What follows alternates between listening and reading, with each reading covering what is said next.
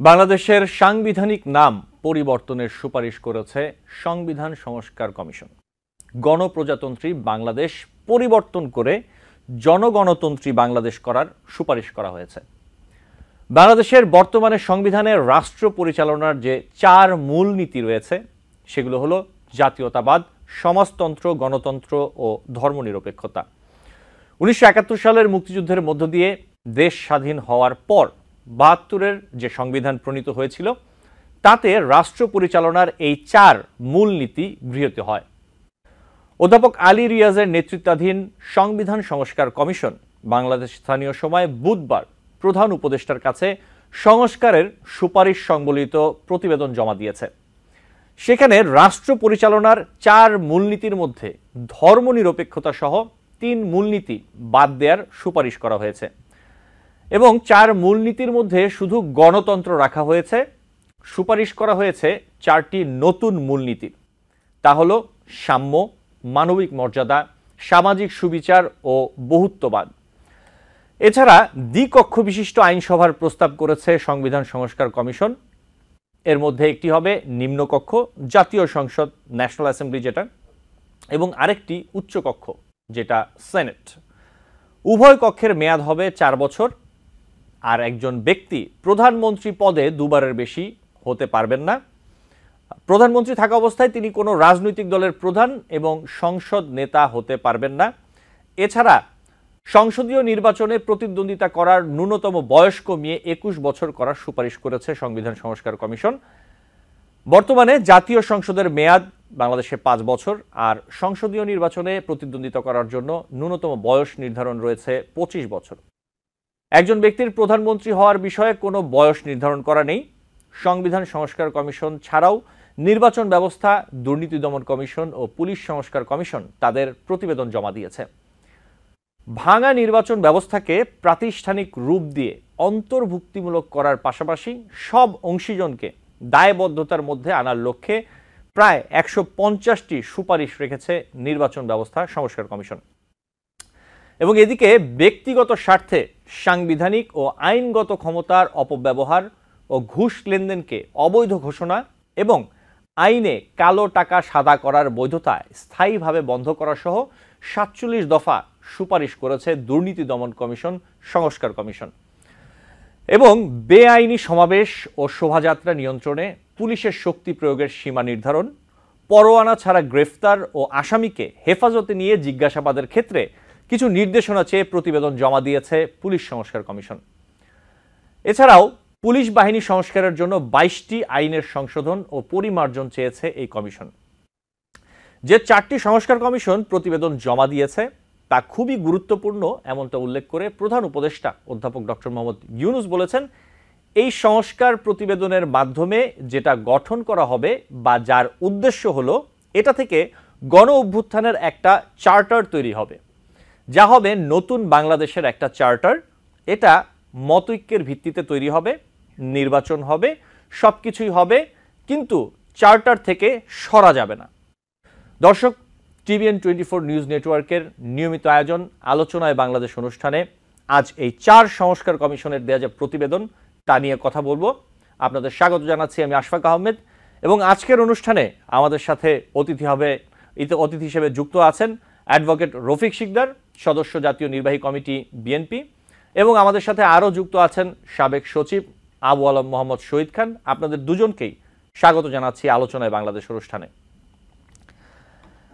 এবং আমি সরাসরি আপনাদের সাথে আলোচনায় চলে যেতে চাই। আপনাদের দুজনকে অনেক ধন্যবাদ জানাচ্ছি আজকে সময় দেওয়ার জন্য আমাদের অনুষ্ঠানে।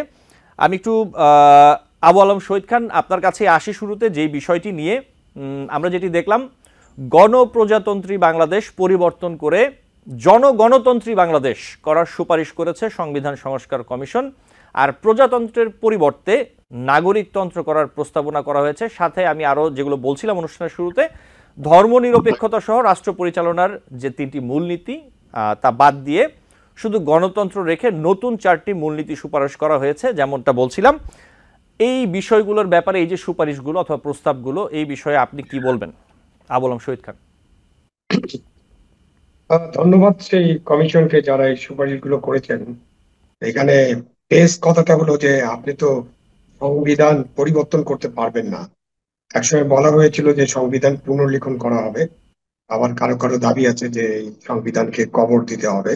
এখন আমরা কয়েকটা সুপারিশ পেলাম, বেশ কিছু সুপারিশ, এবং সেখানে বাংলাদেশের নাম তো বদলে যায়নি, মানে গণপ্রজাতন্ত্রীর জায়গায় আপনি এই জনগণতন্ত্রী। জনগণতন্ত্র বাংলাদেশ। এখন এই জনগণতন্ত্র এবং প্রজাতন্ত্র এগুলোর ব্যাখ্যা বুঝতে হবে। সাধারণ মানুষের কি আসে যায়, কানা ছেলের নাম পদ্মলোচন নাকি নাম? কারণ সাধারণ মানুষ তো বাংলাদেশ নামে চিনে এই দেশটাকে, এবং ওখানে গণপ্রজাতন্ত্রের জায়গায় জনগণতন্ত্র থাকলে কি কি সুবিধা হবে এটার ব্যাখ্যা বিশ্লেষণ নিশ্চয়ই আমাদের একাডেমিক লোকেরা যারা আছেন তারা দেখবেন। প্রজাতন্ত্র মানে আমরা তো প্রজা না, প্রজাতন্ত্রের মধ্যেই গণতন্ত্র ছিল, এবং প্রজারা নির্বাচন করতো, এবং প্রজা শব্দটা কারো ভালো নাও লাগতে পারে, জনগণতন্ত্র অনেক ভালো শব্দ। তো কোনো অসুবিধা নেই এসবে। পার্লামেন্টের মেয়াদ 4 বছর, 5 বছর একটু দীর্ঘ মেয়াদ কমাতে পারেন।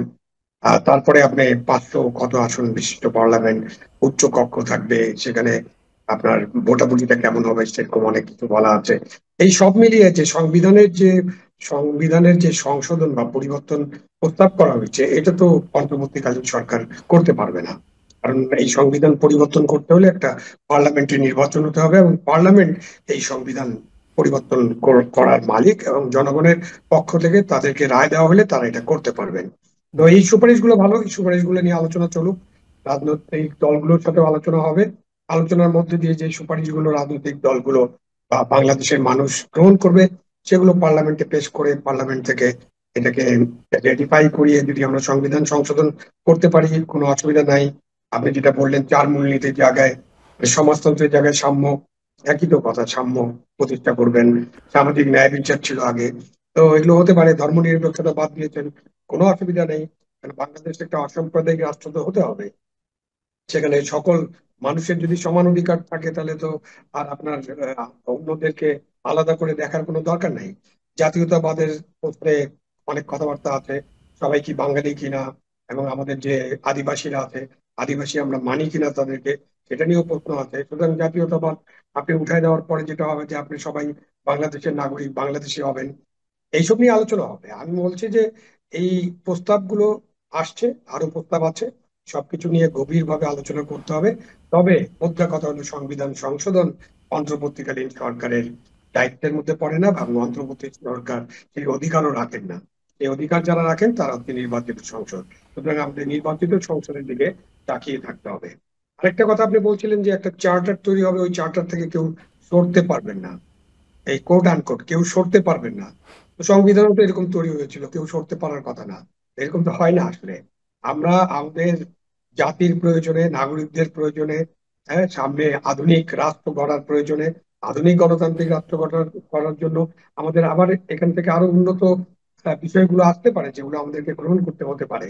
সুতরাং সেই চার্টার থেকে ইমিডিয়েটলি সরতে পারবেন না এরকম একটা বলা যেতে পারে, কিন্তু কেউ সরে যেতে পারবেন না এটা বলাটা কতটুকু যুক্তিযুক্ত সেটা বিবেচনা করতে হবে। এবং আমি সরলাম না এরকম একটা কথা বললাম, তারপরে সরে গেলাম, তখন আপনি কি করবেন? কারণ আমরা তো 3 জোটের রূপরেখা ছিল, 71-এর মুক্তিযুদ্ধের একটা স্বপ্ন ছিল। তো সেগুলো থেকে তো যারা শাসন করেছেন তারা অনেক দূরে সরে গিয়েছিলেন। আমাদের স্বপ্ন তো পূরণ হয়নি, স্বপ্ন ফিকে হয়ে গেছে, স্বপ্ন বাস্তবায়িত হয়নি। সেই জন্য তো 24-এর গণ অভ্যুত্থান, এই যে সাম্যের কথা বলা হচ্ছে, বৈষম্যহীনতার কথা বলা হচ্ছে, তো এগুলো সবই তো আমাদের মুক্তিযুদ্ধ, আমাদের যে যত গণ আন্দোলন, গণ অভ্যুত্থান, 90-এর গণ অভ্যুত্থান, 3 জোটের রূপরেখা, সবকিছু মিলিয়ে তো এটা আছে। তো আমাদেরকে সামনের দিকে তাকিয়ে দেখতে হবে যে আমরা কিছু হয়তো গ্রহণ করবো, কি গ্রহণ করতে পারি, কতটুকু রাজনৈতিক বন্দোবস্ত, রাজনৈতিক নেতৃবৃন্দ গ্রহণ করবেন। একটা ঐক্যমতের দরকার আছে, ঐক্যমত ছাড়া তো কিছু করতে পারবো না আমরা। জি, আবুল শহীদ খান, আমি এই জায়গায় যদি আরো কিছু বিষয় যুক্ত করি, আপনি যেগুলো বলছিলেন অনেক বিষয় আসলে বিস্তর আলোচনা, কিছু কিছু জায়গা আমরা আসলে একটু টাচ করে যাওয়ার চেষ্টা করি আজকের অনুষ্ঠানে।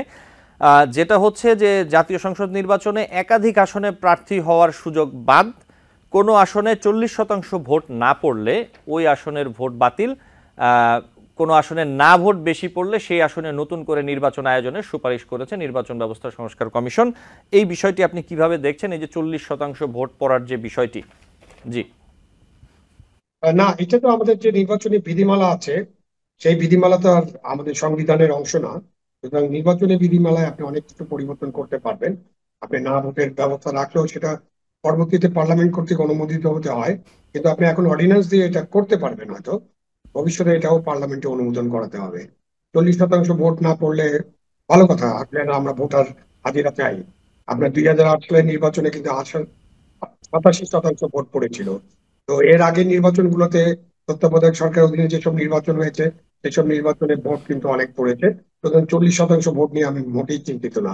যদি সরকারের সদিচ্ছা থাকে, যদি আমরা নির্বাচনের পরিবেশ সৃষ্টি করতে পারি, যদি পরিবেশ উৎসব মুখর হয়, ভয়ভীতিহীন হয়, সকলের জন্য যদি সমান সুযোগ নিশ্চিত করা যায়, এবং যারা নির্বাচনের দায়িত্বে থাকবেন তাদেরকে যদি সুরক্ষা দেওয়া যায়, এবং তাদেরকে যদি মোটিভেট করা যায় যে তারা আইন বিধিবিধান সংবিধানের বাইরে বা নির্বাচনী বিধির বাইরে কোনো কাজ করবেন না, তাহলে অবশ্যই নির্বাচনে মানুষের অংশগ্রহণ থাকবে। এবং আমাদের বাংলাদেশের ভোটাররা নির্বাচন বিমুখ না, তারা নানান কারণে নির্বাচন থেকে সরে গিয়েছেন।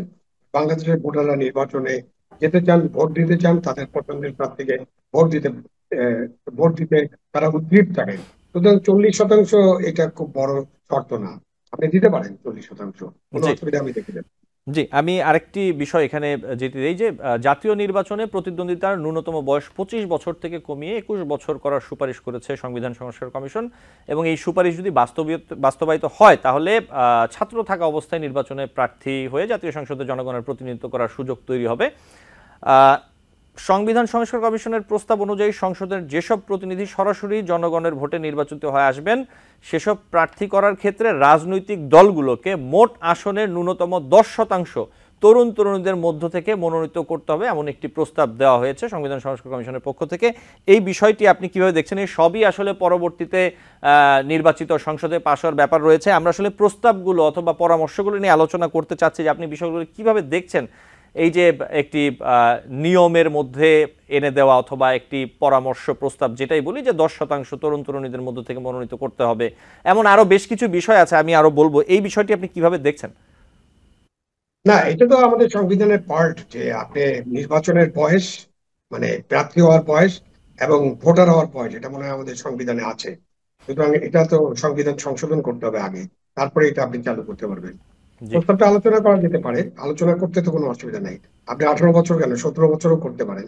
কিন্তু কেন 25 বছর করা হয়েছিল, কি ম্যাচুরিটি থাকা দরকার? আপনি যেটা বলছেন যে মানে ছাত্র অবস্থায় একজন নির্বাচনে দাঁড়িয়ে যেতে পারবেন, উনি ভোটার হলে দাঁড়াতে পারবেন, এরকম একটা আলোচনা হয়।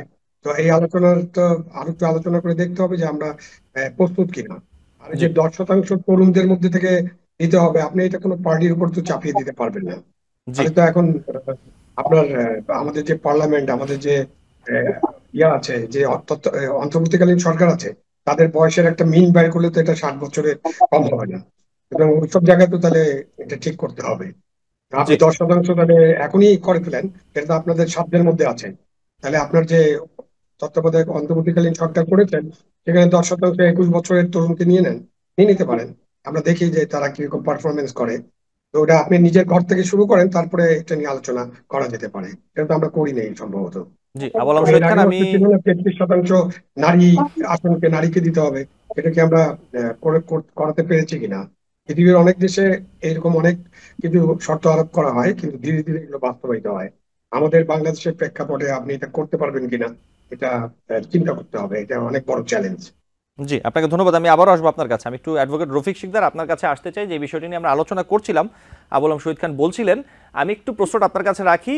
আপনি নিশ্চয়ই দেখেছেন যে আজকে 4টি সংস্কার কমিশন তাদের প্রতিবেদন জমা দিয়েছে এবং সেখানে গণপ্রজাতন্ত্রী বাংলাদেশ পরিবর্তন করে জনগণতন্ত্রী বাংলাদেশ করার সুপারিশ করেছে সংবিধান সংস্কার কমিশন।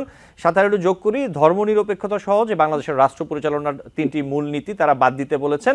4টির মধ্যে 3টি বাদ দিতে বলেছেন, গণতন্ত্র থাকবে, এটি বহাল আছে। এর সাথে নতুন 4টি মূলনীতি সুপারিশ করা হয়েছে এবং এর মধ্যে হচ্ছিল সাম্য, মানবিক মর্যাদা, সামাজিক সুবিচার, বহুত্ববাদ, এই বিষয়গুলো রয়েছে। এই ব্যাপারে আপনি কি বলবেন?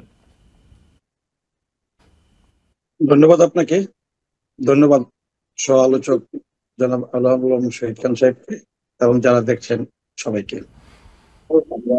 বাংলাদেশ একটি গণতান্ত্রিক দেশ এবং গণতান্ত্রিক এই ব্যবস্থার মধ্যে দিয়ে বাংলাদেশ স্বাধীনতার পর থেকে এগিয়ে যাবার কথা এবং কখনো কখনো এগিয়ে গেছে।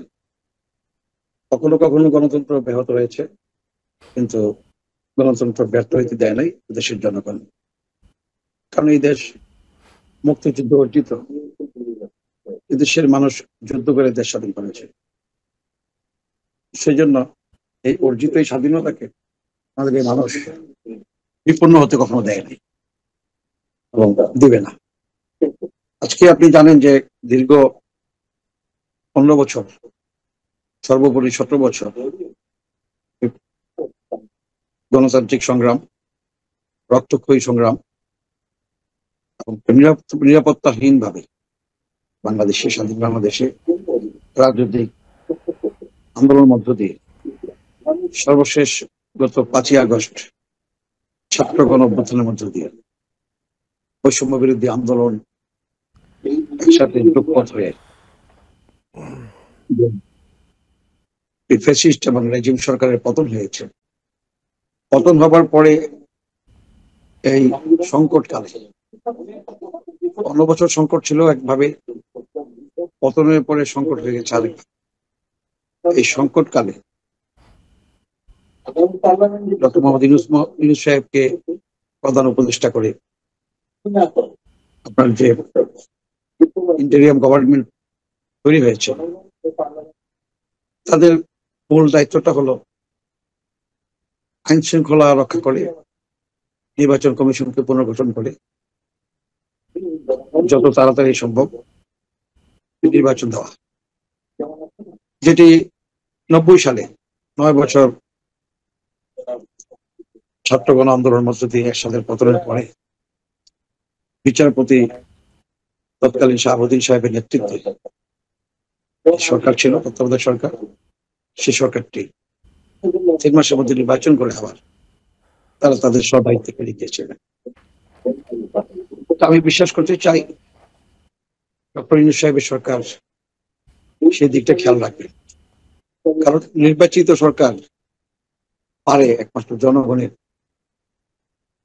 দাবি আশা আকাঙ্ক্ষা পূরণ করতে।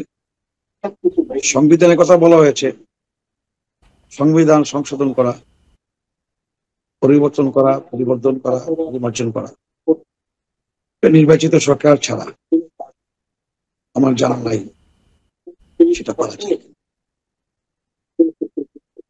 সুষ্ঠু অবাধ নির্বাচনের জন্য সংবিধানের 118 থেকে 119, 120, 121, 122, 123, 124, 25 এবং 26 পর্যন্ত নানান রকমের ক্ষমতা নির্বাচন কমিশনকে দেওয়া আছে এই অনুচ্ছেদ।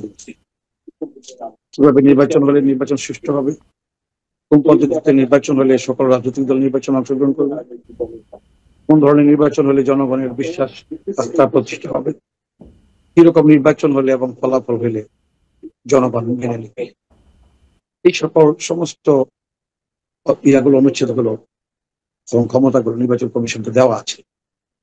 কিন্তু আপনি ভালো করেই জানেন বিগত দিনগুলো থেকে দলীয় সরকারের অধীনে নির্বাচন হওয়ার কারণে এবং সংবিধান থেকে তত্ত্বাবধায়ক সরকার বাতিল করার কারণে নির্বাচনে সংকট হয়েছে এবং রাজনৈতিক সংকট হয়েছে।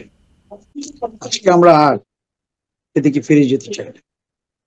আমরা আগামী দিনে বাংলাদেশকে একটি নিরাপদ, গুমখুর মুক্ত, শোষণ মুক্ত একটা সমাজ ব্যবস্থা, বৈষম্যহীন একটা রাষ্ট্র ব্যবস্থা প্রতিষ্ঠা করতে চাই।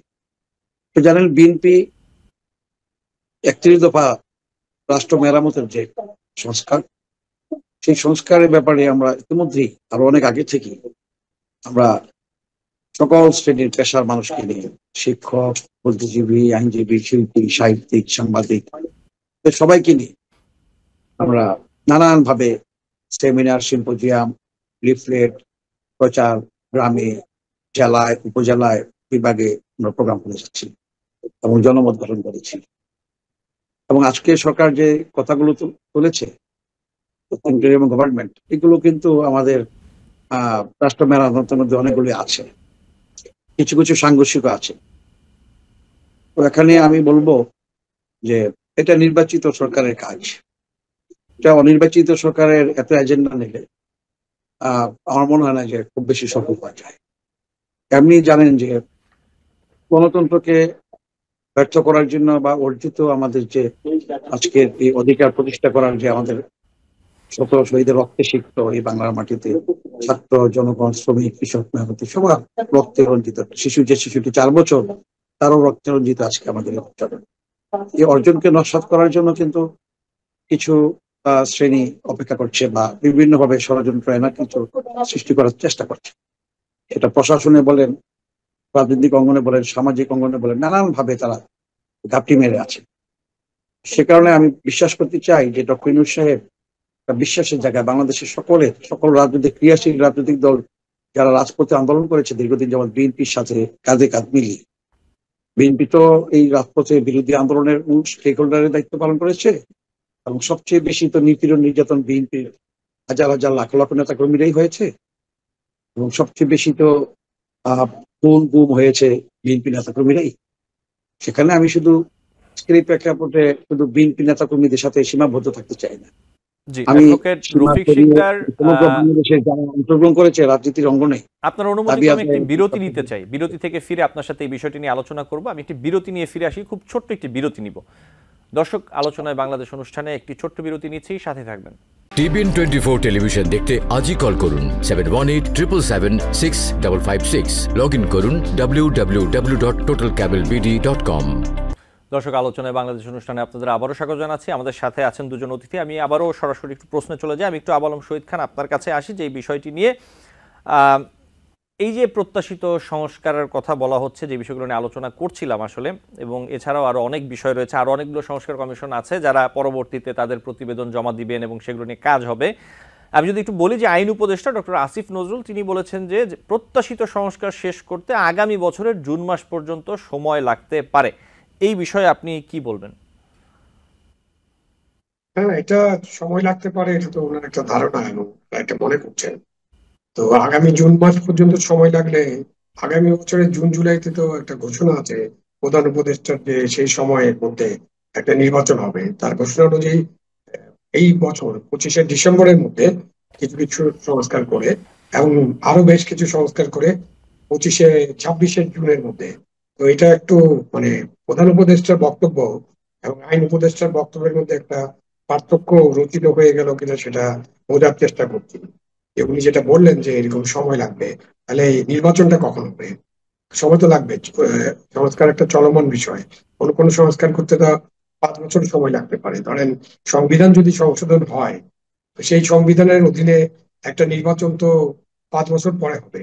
তখন আপনি সংসদের মেয়াদ 4 বছর, 2বার প্রধানমন্ত্রী হতে পারবেন না, 21 বছর বয়সে সংসদ সদস্য নির্বাচন হতে পারবেন, এই 17 বছর বয়সে ভোটার হতে পারবেন। এইসব যদি সংবিধানের অংশ সংশোধন করতে হয়, তাহলে তো একটা পার্লামেন্ট নির্বাচনের মধ্য দিয়ে গঠিত পার্লামেন্ট এই সংবিধান সংশোধন করবে।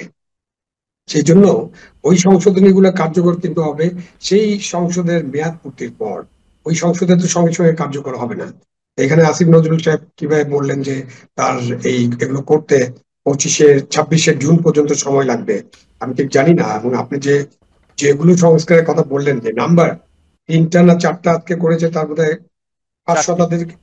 5 শতাধিক সুপারিশ আছে। তো এইসব করে, তো এই যে মানুষের সন্দেহ অবিশ্বাস এবং রাজনৈতিক দলগুলো যে অবিশ্বাসের মধ্যে দোলাচলে আছে, এই কথাগুলো বলার মধ্যে দিয়ে তো এই অবিশ্বাসটা সৃষ্টি হচ্ছে। অন্তর্বর্তীকালীন সরকার একটা যৌক্তিক মেয়াদ শেষে নির্বাচন দিয়ে নির্বাচিত সরকারের কাছে দায়িত্ব হস্তান্তর করবেন, এটা কিন্তু মানুষের প্রত্যাশা এবং জনগণ ভোটের জন্য উন্মুখ হয়ে আছে। তারা গত 10 বছর ভোট দিতে পারেনি, সুতরাং তারা ভোটটাও চায়। তো ভোটটা দেওয়ার জন্য যে নির্বাচনের একটা সুষ্ঠু পরিবেশ এবং একটা ভালো পরিবেশ, যেখানে নির্বাচন নিয়ে কোনো প্রশ্ন উঠবে না, একটা উৎসব মুখর পরিবেশ, হ্যাঁ, ভয়ভীতিহীন পরিবেশ, যেখানে জনগণ ঠিক মতো ভোট কেন্দ্রে যে ভোট দিতে পারবে, ফেরত আসতে পারবে নিরাপদে, এবং ভোট কেন্দ্রে ভোট গণনা হবে ঠিক মতো, এবং যারা ভোটের দায়িত্বে থাকবেন তারা তাদের দায়িত্ব পবিত্র সংবিধান এবং তার যে বিধিবিধান আইন এগুলো অনুযায়ী দায়িত্ব পালন করবেন, এবং তাদেরকেও রাষ্ট্র একটা সুরক্ষার ব্যবস্থা করবে।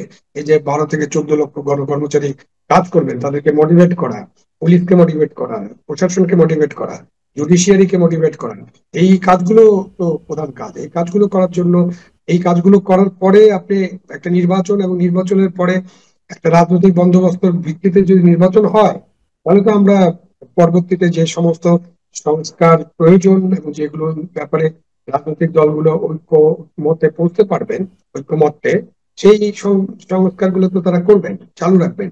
এটা একটা রাজনৈতিক বন্দোবস্ত এবং এটা একটা ডিক্লারেশন হতে পারে, এবং এই ডিক্লারেশন যাতে তারা ফলো করেন সেজন্য তাদের উপর একটা চাপ রাখতে হবে সবসময়।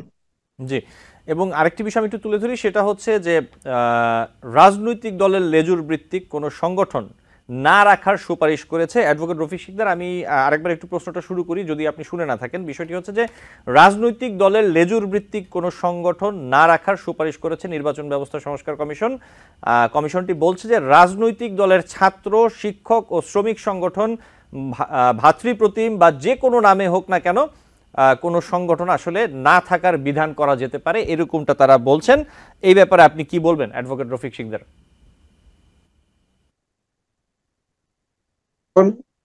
আজকের এই প্রেক্ষাপটে আমাদের দেশের যে গুণীজন আছেন, বুদ্ধিজীবীরা আছেন, শিল্পী সাহিত্যিকরা আছেন, প্রত্যেকে যার যার মতামত চিন্তা ভাবনা প্রকাশ করতে পারেন স্বাধীন দেশ, সুবিধা নেই। তো রাজনৈতিক দলের লেজুর বৃত্তি বলতে আমরা কি বুঝি সেটা আগে প্রথম বুঝতে হবে। এখন যারা আমাদের দেশ নানান কারণে কিন্তু অনেকগুলো ভাগে বিভক্ত হয়ে গেছে, দেশটাকে ভাগ করা হয়েছে নানানভাবে, কিন্তু আমরা কিন্তু বিএনপি কিন্তু ভাগ করতে চাইনি। আমরা বলেছি মুসলমান, হিন্দু, খ্রিস্টান, বৌদ্ধ সবাই মিলে আমরা বাংলাদেশি, আমরা বাংলাদেশের মানুষ, এখানে সকল ধর্ম বর্ণ আমরা একসাথে কাজ করবো দেশে। এখানে আমাদের সেই সংগঠন আদর্শ নিয়ে এগিয়ে যাচ্ছে। এখন আমাদের এই আদর্শকে যদি কোনো সংগঠন পছন্দ করে, এটা ছাত্ররা পছন্দ করে তাদের সংগঠনের মাধ্যমে সহযোগী সংগঠন হিসাবে, যুবকরা করে, শ্রমিকরা করে, কৃষকরা করে, এটা বন্ধ করার কোনো সুযোগ নেই, এটা পছন্দ করতেই পারে। কারণ এক একটা দলের আইডিওলজি থাকে। এখন সেটা আইডিওলজিটা কারা কারা গ্রহণ করবে, কারা কারা করবে না, এটা তো তাদের স্বাধীনতার উপর হস্তক্ষেপ করা যাবে না। কারণ তো বাধ্য করার কিছু নাই। লেজুর ভিত্তি বলতে আমরা কি বুঝি? এখন আমি একটা সমাবেশ ডাকবো, আমি বিএনপি করি, এখন আমার সমাবেশে যদি সাধারণ মানুষ আসে, তাকে কি আপনি বলতে পারবেন যে সাধারণ মানুষ সেই সমাবেশে যেতে পারবে না? নারীরা যদি আসে সেই সমাবেশে, বলা যাবে যে নারীরা আসা যাবে না? হিন্দু সম্প্রদায়ের লোকেরা যদি মিছিল নিয়ে আমার সমাবেশে আসে, সেখানে বলা যাবে যে সাম্প্রদায়িক কোনো মানে যারা আছে তারা আসতে পারবে না, করা যাবে। এটা গণতন্ত্রের হুমকি স্বরূপ। শুধু সংস্কার করতে গিয়ে একেবারে আপনি কি সংস্কার করবেন? সব সংস্কার করলে তো আপনি চলবে না। এত জায়গায় হাত দিলে, এত জায়গায় আপনার অ্যাড্রেস করলে তো চলবে না। আর এই সরকারকে এত দায়িত্ব দেওয়া হয়নি। 40% ভোটের কথা আছে, বয়সের কথা বলা হয়েছে 21 আনার জন্য। 21 একজন ভোটার, এটা যার ভোটার হওয়ার যোগ্যতা থাকে, সে ইচ্ছা করলে যদি পাগল না হয় এবং সে যদি দেশের নাগরিক হয় এবং নির্বাচন করার মতো যে যে যোগ্যতাগুলো লাগে সেগুলো যদি তার থাকে, তাহলে সে ইলেকশনে জয়েন করতে পারে। তবে আমি এটা মনে করতে চাই যে স্কুলগুলোতে, প্রাথমিক বিদ্যালয়ে, মাধ্যমিক বিদ্যালয়ে, উচ্চ মাধ্যমিক বিদ্যালয়ে এবং অনার্স ডিগ্রি কলেজ বিশ্ববিদ্যালয়গুলোতে এই ইন্টারিয়াম গভর্নমেন্ট যে নীতিমালা প্রণয়ন করেছে গভর্নিং বডি এবং ম্যানেজিং কমিটির ক্ষেত্রে, যে স্কুলের ক্ষেত্রে প্রাইমারি স্কুলে ন্যূনতম গ্রাজুয়েট লাগবে এবং হাই স্কুলগুলোতেও গ্রাজুয়েট লাগবে, কলেজগুলোতে মাস্টার্স ডিগ্রি লাগবে, তাহলে তারা গভর্নিং বডির সভাপতি দায়িত্ব পাবে। এটা আমার দীর্ঘদিনের আমারও চাওয়ার ছিল। আমি শিক্ষা প্রতিষ্ঠানগুলোর সাথে, আমি এলাকাতে জড়িত, আমি যাই তাদের সাথে বেশি খেলাধুলার নানান প্রতিযোগিতায় অংশগ্রহণ করাই, এটা ঠিক আছে। পার্লামেন্ট ইলেকশনে যদি আপনি যান, তাহলে পার্লামেন্ট ইলেকশনে আমরা যে আইনগুলো করি, এখানে কারা কারা এই পার্লামেন্টে অংশগ্রহণ করতে পারে, সেখানে একটা নীতিমালা, শিক্ষার একটা নীতিমালা আমি মনে করি জানা দরকার আছে। আমাদের দেশে শিক্ষিত অনেক ভালো লোক আছে, শিক্ষিত লোকেরাও ভালো আছে, কিন্তু স্থানীয় সরকারের ক্ষেত্রে সেখানে পাশের যে ব্যাপারটা সার্টিফিকেটের এডুকেশনাল, সেটা শিথিল করা যেতে পারে, কিন্তু খুব বেশি স্ট্যান্ডার্ড থাকা উচিত। আর পার্লামেন্টে একটা স্ট্যান্ডার্ড থাকা উচিত, কারণ পার্লামেন্টে আইন প্রণয়ন করবে। জি, অ্যাডভোকেট রফিক শিকদার, ঠিক এই জায়গায় আমি একটু প্রশ্ন রাখি আপনার কাছে একটি। এই যে পার্লামেন্টের কথা বলছিলেন, যেটি বলা হচ্ছে প্রস্তাবে আসলে যে প্রধানমন্ত্রী থাকা অবস্থায় একজন ব্যক্তি কোনো রাজনৈতিক দলের প্রধান তিনি হতে পারবেন না এবং দুইবারের বেশি একজন প্রধানমন্ত্রী পদে থাকতে পারবেন না। এই বিষয়টির ব্যাপারে আপনি কি বলবেন? একজন রাজনীতিক হিসেবে বিষয়টিকে কিভাবে দেখেন? না, যিনি প্রধানমন্ত্রী হবেন রাজনৈতিক দলের নেতাই থাকবেন প্রথম, তিনি রাজনৈতিক দলের একজন কর্মীও হতে পারেন। ওনার সেই রাজনৈতিক দল সংখ্যাগরিষ্ঠ আসন পেলে তখন সেই দল ওই দল থেকে প্রধানমন্ত্রী নির্বাচিত করবেন পার্লামেন্টের সংখ্যাগরিষ্ঠতার আলোকে। সেখানে তিনি সেই দলের প্রধান থাকতে পারেন, প্রধান নাও থাকতে পারেন, কিন্তু সেখানে এটা পার্লামেন্টের মেম্বারদের দায়িত্ব। তো রাজনৈতিক দলের প্রধান থাকতে পারবে না প্রধানমন্ত্রী হওয়ার পরে, এটা আমি মনে করবো যেটা সাংঘর্ষিক। কারণ যিনি রাজনৈতিক দলের নেতৃত্ব দিয়েছেন দীর্ঘদিন দিয়ে ওনার রাজনৈতিক দল, রাজনৈতিক যে টিম, এই টিমের সাথে কাজ করে তিনি একটা নির্বাচনের মাধ্যমে একটা লড়াই করার মধ্য দিয়ে তিনি ওনার দলকে জিতিয়ে নিয়েছেন। স্বাভাবিক কারণে ওনার সেই টিম ওনাকে সম্মানিত করার জন্য রাষ্ট্রের সর্বোচ্চ জায়গায় প্রধানমন্ত্রী অলঙ্কৃত করতে চাইবে। সেখানে যদি তাকে সেই সুযোগ থেকে বঞ্চিত করা হয়, তাহলে আমি বলবো যে এটা একটা সাংঘর্ষিক সিদ্ধান্ত। এটাকে আমি অনুমোদন করতে চাই না, এটার পক্ষে আমি না। এটা সে যে দলেরই হোক। একইভাবে এই যে আপনি যে বললেন, বিএনপি যেমন ধরেন যে জাতীয়তাবাদী ছাত্র দল, সহযোগী সংগঠন, যুব দল, ওরা বিএনপির সাথে রাজনীতি করতে পারবে না। তো কার সাথে রাজনীতি করবে? কাদের সাথে? তাদের অভিভাবক সংগঠন কারা থাকবে? আমার সদল লেজুর বৃত্তি বলতে কি বোঝাই আমরা? এই যে লেজুর বৃত্তি শব্দটা, এটা কিরকম? হ্যাঁ, থেকে স্বাধীনতা থাকবে। পার্লামেন্টে এই আইনটা আনা যেতে পারে, ফ্লোর ক্রসিং যেটা ছিল সেটা পরিবর্তন আনা যেতে পারে, যে পার্লামেন্টে তার সিদ্ধান্ত সে দিলে তার রাজনৈতিক দল থেকে বা তার পার্লামেন্ট মেম্বারশিপ যাবে না, বা রাজনৈতিক দল থেকে সে বাদ যাবে না। যে কোনো রাজনৈতিক দলেরই হোক, পার্লামেন্টের মেম্বার হোক, তার দলের বিরুদ্ধে সে কথা বলতে পারবে পার্লামেন্ট, সেটা হতে পারে, সেই ব্যবস্থাটা আনা যেতে পারে। আর দুইবার প্রধানমন্ত্রীর পর আর হতে পারবে না, সেটা আমাদের বিএনপির 31 দফায় সেটাও বলা আছে, ওটা সমস্যা না। জি, আমি আরেকটি প্রশ্ন তারপরে আমি যে আপনার যে বয়স সীমার কথাটা বলেছেন, 21 বছর করার জন্য, আমি মনে করি যে সংস্কারের মধ্যে এটাও ভবিষ্যতে আনা উচিত। আমি এই সরকারের কাছে বলি না যে তারাই করতে পারবে বা করবে, করা দরকার আছে, যে সেটা হলো যে কত বছর বয়স পর্যন্ত পার্লামেন্টে রাজনীতি করার কোনো বয়স দরকার নেই। একটা লোক সারা জীবন জীবদ্দশায় সে রাজনীতি করতে চায়, যেহেতু রাজনৈতিক দল করে, তার চেতনা থেকে সে রাজনীতি করবে, সুস্থ থাকলে করবে, ঘরে বসেও সে রাজনীতি চর্চা করতে পারে। কিন্তু নির্বাচনগুলোতে কত বছর পর্যন্ত বয়স হলে সে নির্বাচন করতে পারবে? যেমন চাকরিতে আছে এত বছর বয়স সীমা পর্যন্ত চাকরি করতে পারবে, নির্বাচনের ক্ষেত্রে আমি মনে করি যে একটা নীতিমালা হওয়া উচিত। তাহলে হবে কি যে সেখানে একটা ব্যবস্থা, নতুন একটা অ্যাডভোকেট রফিক শিকদার, আমি একটু প্রশ্ন রাখি আপনার কাছে। এই যে যত প্রস্তাব পরামর্শ যাই হচ্ছে এবং পরবর্তীতে যাই হোক, সবকিছুর মূল কথা হচ্ছে একটি নির্বাচিত সরকার আসার পরে এগুলো সংসদে আসলে পাশ হওয়ার অনেক ব্যাপার রয়েছে। আমি যদি আপনাকে একজন রাজনীতিক হিসেবে প্রশ্ন করি, যে আপনি বিএনপির রাজনীতির সাথে জড়িত, নেতৃত্ব স্থানে আছেন, ধরুন নির্বাচন হলো, কোনো রাজনৈতিক দল ক্ষমতায় আসলো, ধরলাম বিএনপি ক্ষমতায় আসলো, এর মধ্যে যে প্রস্তাব অথবা পরামর্শগুলো দেখছেন, আপনার কি মনে হয় আপনার রাজনৈতিক দল অথবা আপনি ব্যক্তি হিসেবে আপনি এর কতগুলোর পক্ষে সমর্থন দিবেন পার্লামেন্টে দাঁড়িয়ে, অ্যাডভোকেট রফিক শিকদার? না, আপনি এখন গুলো তো বিশ্লেষণ করার ব্যাপার আছে, হঠাৎ করে সবকিছু বিশ্লেষণ করা ছাড়া সবকিছু বলা যাবে না। তারপরে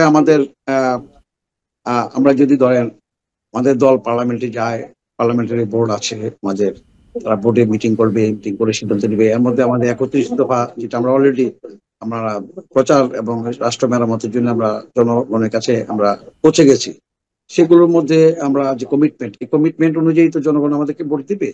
জনগণ আমাদেরকে যদি ভোট দিয়ে নির্বাচিত করে, আমাদের যে রাষ্ট্র মেরামতের 31 দফা আছে সেটা আমরা বাস্তবায়ন করবো।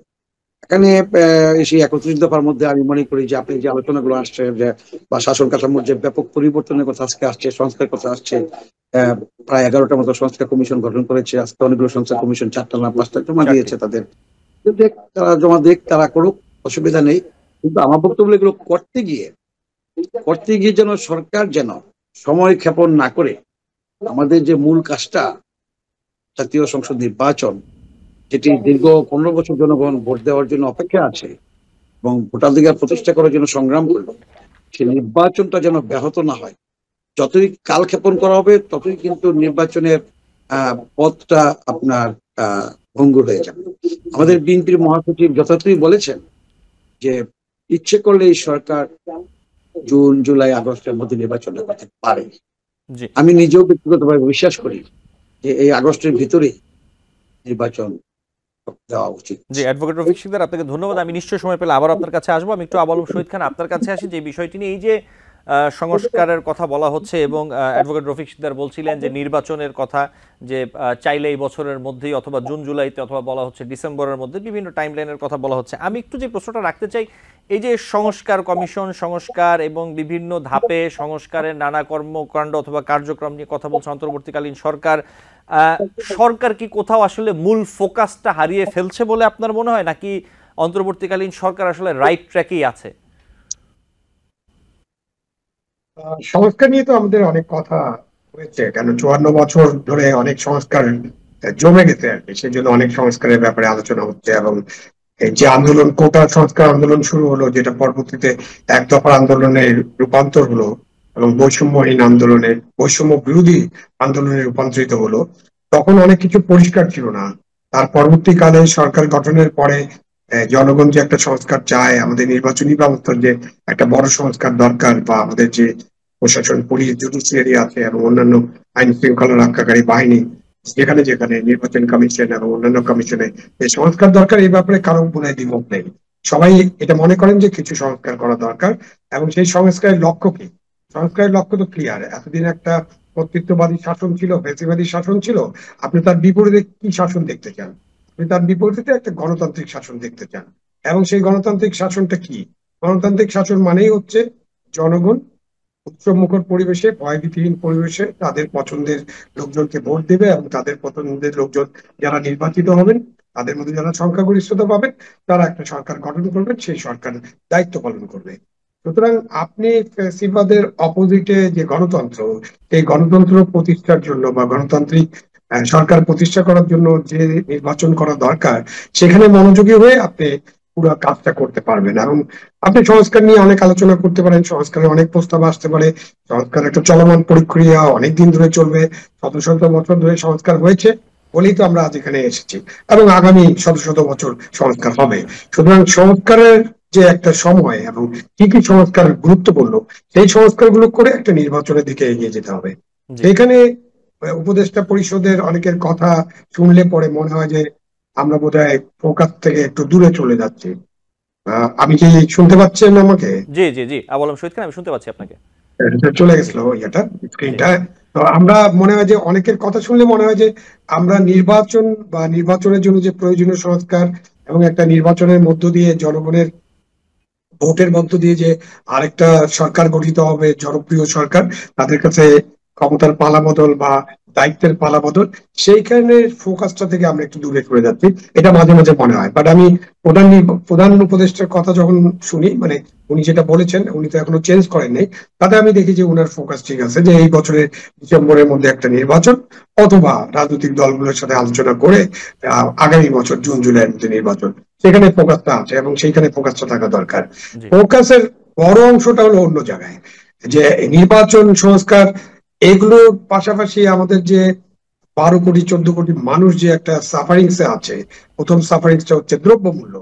সেইখানে ফোকাসটা কতটুকু স্ট্রং সেটা আমরা ঠিক বুঝতে পারছি না, এবং দ্রব্যমূল্য কোনোভাবেই নিয়ন্ত্রণে আসছে না, এবং সাধারণ মানুষের দ্রব্যমূল্যের কষাঘাতে তারা কষ্ট পাচ্ছে, এবং তারা কিন্তু খুবই চ্যালেঞ্জ লাইফ লিড করছে, একেবারে 12 থেকে 14 কোটি। আবু আলম শহীদ খান, আমি দুঃখিত, আপনাকে একটু থামাতে হচ্ছে, আমাদের সময় আসলে শেষ, আমরা অতিরিক্ত সময়ে আছি। নিশ্চয়ই অন্য কোনো দিন আপনাদের সাথে আবারও কথা হবে। অ্যাডভোকেট রফিক সিকদার, আপনাকে আন্তরিকভাবে ধন্যবাদ জানাচ্ছি আজকে সময় দেওয়ার জন্য। নিশ্চয়ই অন্য কোনো দিন আপনার সাথে আরও বিভিন্ন বিষয় নিয়ে কথা হবে। এবং আবু আলম মোহাম্মদ শহীদ খান, ভালো থাকবেন। আপনারা দুজনই অনেক ধন্যবাদ। দর্শক, আলোচনায় বাংলাদেশ, জি ধন্যবাদ। দর্শক, আলোচনায় বাংলাদেশ অনুষ্ঠানে আজ এই পর্যন্তই। পরবর্তী অনুষ্ঠান দেখার আমন্ত্রণ জানিয়ে বিদায় নিচ্ছি।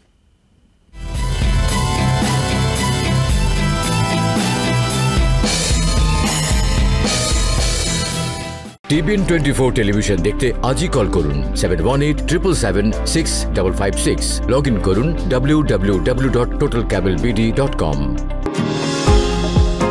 নিউ ইয়র্ক থেকে সম্প্রচারিত টিবিএন 24 টেলিভিশন বিশ্বজুড়ে বাঙালির কণ্ঠস্বর।